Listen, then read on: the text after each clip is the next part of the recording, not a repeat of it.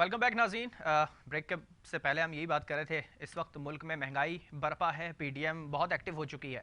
PDM के अंदर peoples party का किरदार सिर्फ इतना सा रह गया है कि ऑपोजिशन के तौर पे उनसे बात की जाती है। पीडीएम के जो फैसले होते हैं उस पर कुछ हद तक उनसे सिर्फ मुशावरत होती है, मगर उस फैसले के अंदर मौलाना फजल रहमान साहब और मुस्लिम लीग नून अपना किरदार अदा करती हुई दिखाई देती हैं। इसके साथ साथ नैब ऑर्डिनेंस जिसपे काफ़ी सियासी पेचीदगियां जो नून लीग ने दिखाई हैं और काफ़ी इस पर वावेला किया जा रहा है नून लीग की जानिब से कि बड़ी मुश्किल से ये बंदा जा रहा है, उसको रोकने की कोशिश की जा रही है। आने वाले वक्त में भी इसको बिठाने की मुसलसल कोशिश की जा रही है कि आने वाले 4 साल इसको बिठा दिया जाए और अपनी मर्जी के मुताबिक तमाम कार्रवाइयाँ, तमाम केसेस अंजाम दिए जा सकें।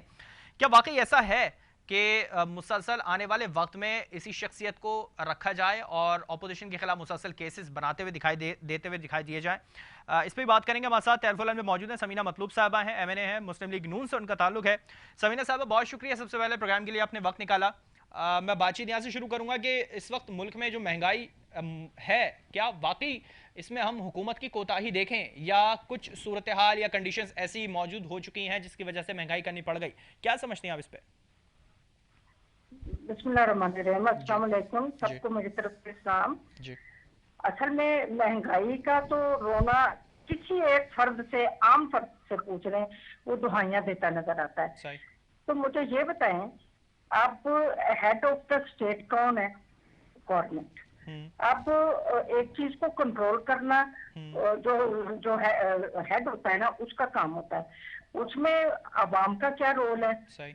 उसमें जो हमारी डिस्टर्बेंसेस है, हमारा डॉलर काबू में नहीं आ रहा। जब डॉलर काबू में नहीं है, हमारा रुपया डिग्रेड हो रहा है, आए दिन हमारे पेट्रोल की कीमतें बढ़ रही हैं, तो ऑटोमेटिकली हर चीज की कीमत बढ़ेगी। हम तो तसव्वुर भी नहीं कर सकते कि भी एक चीज बढ़ गई है तो दूसरी अपनी जगह पे स्टेबल होगी। अच्छा समीना साहब, आप क्या समझते हैं कि डॉलर की कीमत को जानबूझ के बढ़ाया जा रहा है कि बनिस्बत इसके कि दुनिया में अभी भी डॉलर की कीमत के मुताबिक जो उनका कदर है, जो उनके रुपये का कदर है, वो अभी भी बैलेंस है, हमारा कम है, तो उसको जानबूझ के किया जा रहा है? अभी समझती हैं? मेरी एक बात सुने, इसको जानबूझ के करना या ये एक अलग से टॉपिक है, लेकिन इस वक्त कंट्रोल में तो नहीं है। जिन लोगों ने कंट्रोल करना है, अब हमारे रुपए का और डॉलर का आपस में जो रेशो है, उसका आपस में ताल्लुक तो है। जब हमारा पैसा जो जमीन दोष होता जाएगा, डॉलर अप होता जाएगा, तो मुझे ये बताएं हमारी इंपोर्ट पे क्या इफेक्ट होगा? हमें हर चीज महंगी मिलेगी, हमारी आवाम चीखें मारेगी कि तो जरूरियात जिंदगी तो चाहिए ना सबको।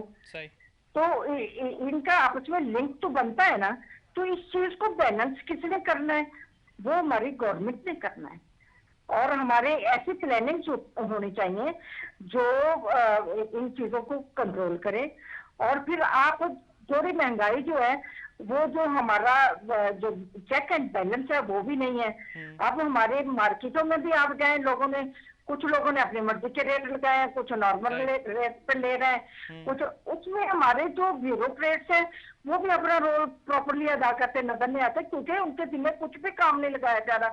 और फिर वो लोग अपने बहुत ज्यादा एक्टिव होकर जब। अच्छा समीना साहब, ये महंगाई की हम बात कर रहे हैं, इस वक्त हम अगर देखें तो महंगाई के कुछ अशारिये बहुत ज़्यादा ही हैं यकीनी तौर पे, लेकिन जो इस वक्त मौजूदा जो हुकूमत है वो इस बात पे अड़ी हुई है कि इन लोगों के दौरे हुकूमत में इस तरह की सूरत हाल नहीं थी। पेंडेमिक की जो हमने देखी 2 साल जिस तरह से गुजरे, वो इन लोगों के दौरे हुकूमत में नहीं आए, इसलिए इतनी महंगाई नहीं थी जो इस वक्त मौजूद है।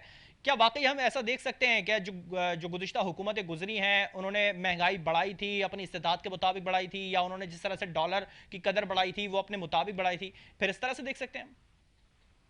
देखिए जी, उस वक्त की जो सिचुएशन थी, मुझे ये बताएं, हमारी आवाम पे बोझ तो नहीं था इतना पड़ता कि वो चीखें मार उठे। आवाम पर सुकून रोटी खाते थे, उनको नौकरियां मिलती थी, मजदूरों को मजदूरियां मिलती थी। अब क्या मिलता है? लेकिन ऑपोजिशन के एहतजाज, ऑपोजिशन के जलसे जो इस वक्त आपके साथ बैठे हुए हैं बड़े अच्छे करैक्टर के साथ, उस वक्त वही आपके खिलाफ एहतजाज करते थे कि महंगाई कर रहे हैं, इतनी महंगाई हो चुकी है, लोग मर रहे हैं, रो रहे हैं भूख के मारे।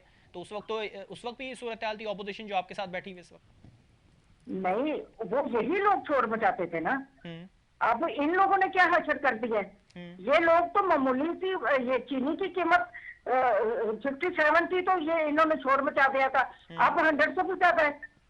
अब आप ये देखे ना, जो लोग बेचारे ये 57 के लिए ये शोर मचाते थे, रोना रोते थे, कंटेनर पे बैठ के जो दुआइयां देते थे।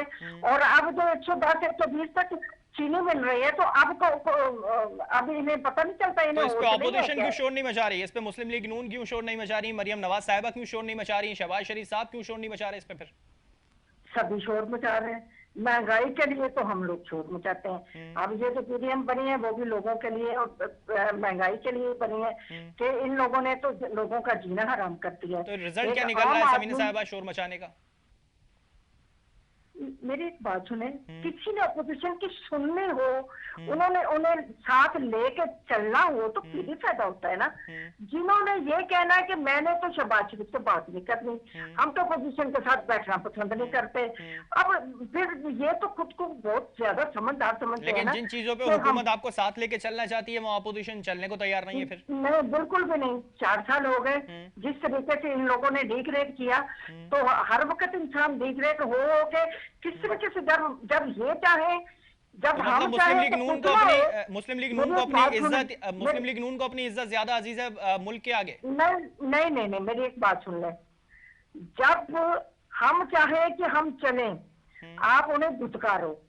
जब आप चाहे तो कि आप चलो, फिर तो बंदा सोचता ही है ना। थोड़ी सी धुतकार तो बर्दाश्त कर लेनी चाहिए ना। आवाम के लिए तो कर रहे हैं आप, मुल्क के लिए तो कर रहे हैं। लेकिन रिलायबिलिटी कहाँ से लाए?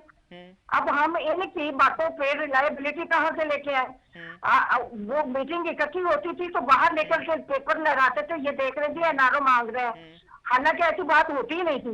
तो फिर ऐसी बेइज्जती से तो बेहतर है बंदा खामोश हो जाए। अच्छा चले, मेरे पास टाइम बहुत शॉर्ट है समीना साहबा, मैं इस बात को थोड़ा सा समराइज करता हूँ कि चले, अगर पीडीएम का इस वक्त अब जलसा होने जा रहा है, क्या ये तमाम चीज़ें वहाँ पे हमें सुनने को मिलेंगी कि इतनी महंगाई हो चुकी है, हम फला जगह जाएंगे इस महंगाई के खिलाफ या हुकूमत के खिलाफ, इस तरह से या इस लेवल पे जाते हुए दिखाई देंगे जलसे में या इजलास के अंदर? हम कुछ सुन सकते हैं ऐसा? एक बात सुने, पीडीएम का मकसद ही ये है कि लोगों की रिलीफ के लिए हम इकट्ठे होते हैं। तो जब स्पीचेस होंगी, जब जलसे होते हैं, उसका मकसद तो यही है ना कि हम आप लोगों के लिए बाहर, हमको गवर्नमेंट की फेवर में बाहर नहीं है। क्योंकि एक मीडियाकर आदमी भी गरीब लेवल पर पहुंच चुका है, रेड पोस्ट भी गरीबी लेवल पर पहुंच चुका है, तो उसके लिए हमें नहीं आवाज उठानी है ना। मतलब इन शॉर्ट ये जलसे के अंदर और इजलास के अंदर इस बात पे बहस की जाएगी। मैं अगले सवाल की तरफ आ जाऊं। नैब ऑर्डिनेंस, जो तरमीमी ऑर्डिनेंस है, इसके ऊपर मुस्लिम लीग नून बड़ा शोर करती हुई दिखाई दे रही है। शाहिद खाकान अब्बासी साहब इस पे बड़ा वावेला कर रहे हैं कि ये जो इस तरह से लाया जा रहा है, इसी शख्सियत को दोबारा बैठाने के लिए बजद हैं। तो बैठा रहने दीजिए, आप ही लोग कहते हैं कि इंसाफ हो रहा है, प्रॉपर तरीके से हो रहा है, अगर हुकूमत के खिलाफ होगा तो अच्छा है, आपके खिलाफ होगा तो बुरा है, तो बैठा रहने दीजिए फिर उस शख्स को। मेरी एक बात सुनो, अगर तो ये इस पे यकीन होता ना कि ये सबको एक ही लाइन में लेके इंसाफ के साथ चल रहा है, वो बात नहीं है। आप कोई माने या न माने, हर बंदे को पता है इन लोगों ने रेफरेंस के बगैर हमारे लोगों को इस आदमी ने अंदर धकेला। हालांकि इसकी शर्त में होता है, नैब की शराइत में शामिल है कि जब तक रेफरेंस तैयार नहीं होता किसी को हाथ नहीं लगाया जाएगा। ये रेफरेंस के बगैर इन लोगों को अंदर धकेला, तो क्या ये जायज बात है? हम तो कभी भी नहीं चाहेंगे कि ऐसा बंदा जिनके खिलाफ रेफरेंसेज हो आप उनको रिलीफ दे दें, और जिनके खिलाफ आप अभी तक रेफरेंसेज वो 2-2 साल 3 तक जेलों में काट के आ गए। तो नैब केसेस में तो मुस्लिम लीग नून को भी रिलीफ मिलने जा रहा है, तो वो इनकार क्यों किया जा रहा है फिर? नहीं, वो हम लोग इसे देखना नहीं चाहते। जो बंदा बिकता है, जो बंदा ब्लैकमेल होता है, वो अपने उस पोस्ट के, और इतनी अजीम पोस्ट जहां आपको अल्लाह ताला ने इंसाफ और उसका मौका दे दिया है, आप उससे फायदा ना उठाओ, ना रब को राजी करो, ना बंदों को राजी करो। चले, फिर मुस्लिम लीग नून झुकने को तैयार नहीं है, किसी तरह का कोई रिलीफ नहीं लेना चाहती है मुस्लिम लीग नून। बहुत शुक्रिया समीना मतलूब साहब, आपने प्रोग्राम के लिए वक्त निकाला। महंगाई जो इस वक्त मौजूद है वो मुस्लिम लीग नून के दौर में नहीं थी, जैसे उन्होंने कहा कि इतनी नहीं थी, मगर अपोजिशन उस वक्त भी एहतजाज करती थी, जैसे अब ये खुद बैठ के अपोजिशन में एहतजाज करते हुए दिखाई दे रहे हैं। इन तमाम चीज़ों के ऊपर मौजूदा हुकूमत का क्या मौक़िफ़ है, इस पर बात करेंगे। एक ब्रेक के बाद हमारे साथ रहेगा।